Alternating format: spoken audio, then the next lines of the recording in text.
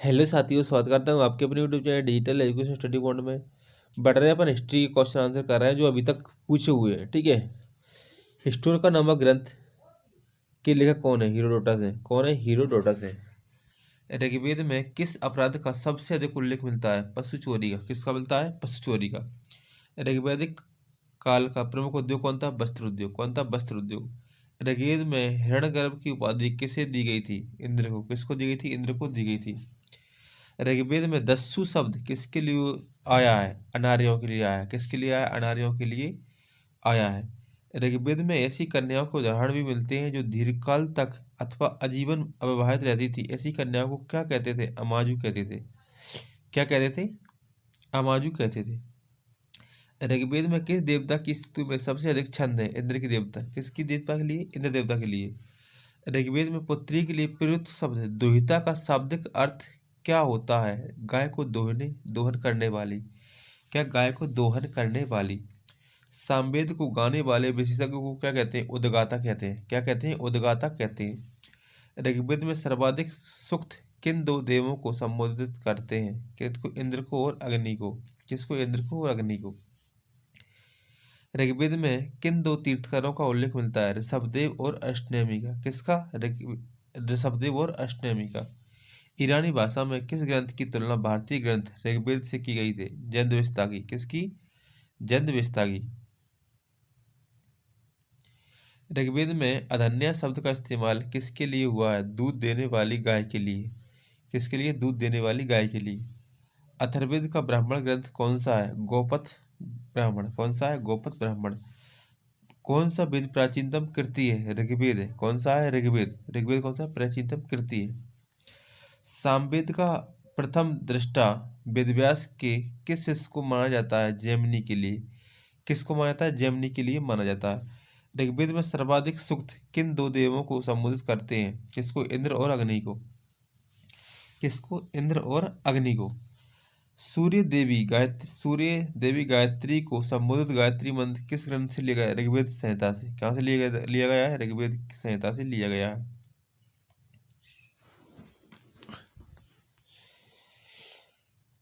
किस वेद में जादू टोना का अध्ययन किया गया है? अथर्ववेद में। किस में किया गया है? अथर्ववेद में किया गया है। गायत्री मंत्र किस वेद में है तथा किसको समर्पित है? ऋग्वेद में है और सावित्री को समर्पित है। आयुर्वेद किस वेद का उपवेद माना जाता है? ऋग्वेद का। किसका? ऋग्वेद का। ऋग्वेद के किन मंडलों को वंश मंडल के नाम से जाना जाता है? द्वितीय में के सप्तम मंडल को। ठीक है, द्वितीय से सप्तम मंडल को। कहाँ से? 2 से लेकिन 7 मंडलों को। ठीक है। कौन सा विदेशी ग्रंथ ऋग्वेद में साम्यता रखता है? जैन अवेस्ता। कौन रखता है? जैन अवेस्ता। कलकत्ता में हिंदू कॉलेज और वेदांत कॉलेज की स्थापना किसने की थी? राजा राम मोहन राय ने। किसने की थी? राजा राम मोहन राय ने की थी। वेदांत शब्द का प्रयोग किया था उपनिषदों के लिए। किसके लिए? उपनिषदों के लिए किया था। शंकराचार्य ने किस सिद्धांत का प्रतिपादन किया? अद्वैत वेदांत का। ठीक है। अनल हक। क्या? अनल हक की सूफी अवधारणा वेदांत की किस संकल्पना के से प्रेरित थी? तत्व त्वम असि, जो तुम हो, एकम अद्वित, दूसरों के बिना एक, अथवा अहम ब्रह्मास्मि, मैं ही सर्वोच्च सत्ता हूँ। ठीक है। बद्रायण का ब्रह्मसूत्र किस दर्शन से संबंधित है? वेदांत से। किससे? वेदांत से संबंधित है। किस वेद की पिप्पलाद एवं शौनक नामक 2 शाखाएं हैं? अथर्ववेद की। किसकी हैं? अथर्ववेद की हैं। ऋग्वेद में युद्ध के लिए प्रयुक्त शब्द कौन सा है? गविष्टि। कौन सा है? गविष्टि है। ऋग्वेद में ईशान नाम से संबोधित किया जाता है समिति के सभापति को। किसको? समिति के सभापति को। ऋग्वेद का छठा मंडल किस ऋषि को समर्पित है? भारद्वाज ऋषि को। किसको? भारद्वाज ऋषि को। अस्तु मां सतगमय कहाँ से लिया गया है? ऋग्वेद से। कहाँ से लिया गया है? ऋग्वेद से लिया गया है। वेदों को अपोर्से क्यों कहा जाता है? मान्यता के अनुसार इनकी रचना देवताओं द्वारा की गई है। ऋग्वेद काल में निष्क किस अंग में पहचानने का हिस्सा किस अंग में पहनने का हिस्सा गहना है? गले में पहनने का। कहाँ पर? गले में पहनने का गहना है। किस वेद में सर्वप्रथम गोत्र शब्द आया है? अथर्ववेद में। किस में आया है? अथर्ववेद में आया है। आर्य शब्द का सर्वप्रथम उल्लेख किस ग्रंथ में मिलता है? ऋग्वेद में मिलता है। कहाँ मिलता है? ऋग्वेद में मिलता है। प्राचीन भारत का विश्वकोश किस ग्रंथ को कहा जाता है? पुराणों को कहा जाता है। किसको कहा जाता है? पुराणों को कहा जाता है। उत्तर वैदिक काल में लिखे गए ग्रंथों का सही क्रम क्या है? वेद, ब्राह्मण, अरण्यक और उपनिषद। पहले वेद लिखे, फिर ब्राह्मण ग्रंथ, फिर अरण्यक, फिर उपनिषद लिखे गए हैं। संपूर्ण वैदिक साहित्य को 4 श्रेणियों में विभाजित किया जा सकता है, जो उनकी रचना के 4 चरण भी माने जाते हैं। यह 4 श्रेणियां हैं: संहिता, ब्राह्मण, अरण्यक और उपनिषद। कौन है? संहिता, ब्राह्मण, अरण्यक और उपनिषद है। सत्यमेव जयते किस उपनिषद से उद्धृत है? मुंडको उपनिषद से। कहाँ से? मुंडको उपनिषद से उद्धृत है। याज्ञवल्क्य और गार्गी का संबंध मिलता है। कहाँ है? बृहदारण्यक उपनिषद से। कहाँ से? बृहदारण्यक उपनिषद से।